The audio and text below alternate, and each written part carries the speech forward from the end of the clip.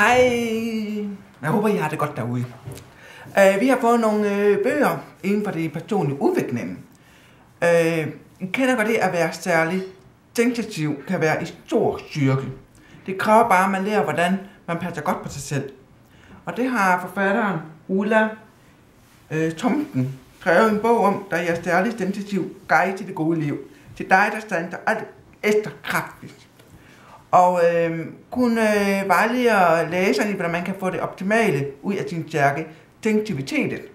Bogen er bakket med gode råd, hvordan man som særlig sensitiv bedst begår sig sin hverdag. Fra arbejdsliv til familie, kæresteforhold, forældreskab og venskaber. Og jeg vil sige, at der er så mange gode øvelser og teorier, så man kan rigtig blive klog. I er ikke alene. Det er heller ikke nogen hemmelighed. Jeg er sensitiv, at man er på hele dagen, og så kender jeg, at man kommer hjem, så er man lige og så lige med ro, træt ved at dø, og lige sanse og hvad man har oplevet i dagens løb. Tro mig, det er ikke en tvivl om noget som helst, men det er flere der er det der særligt sensitiv, der gerne vil være lige for sig selv hjemme, men når det så er på arbejde eller i sociale sammenhæng, så er det uvenner, og så er de på. Så det tror jeg er rigtig godt. Så er der også kommet nogle nye bøger. Det er bøger, der forbedrer din hverdag, der skaber konkrete, positive ændringer i dit liv.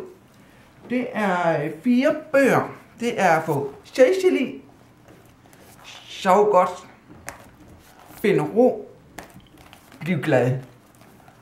Og bøgerne er baseret på den anerkendte kognitive adfærdsterapi og rummer veldokumenterede og velafprøvede teknikker, tips og øvelser, der har til formål at gøre dig gladere, sundere og mere tilfreds med dit liv.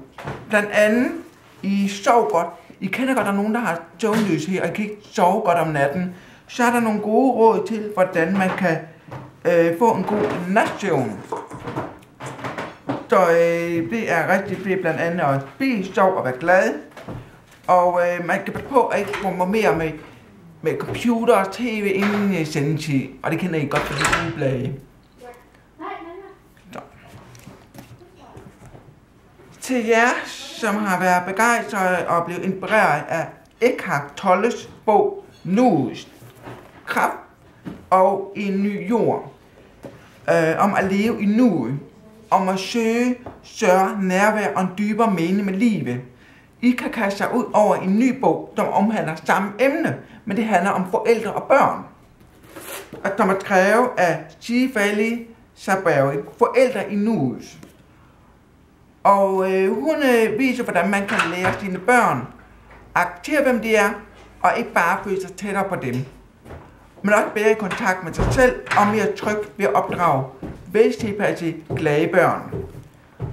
Så de to, de kan sammenligne, de kører ikke for det samme psykologi med, at vi skal sanse os selv, og vi skal leve i nuet.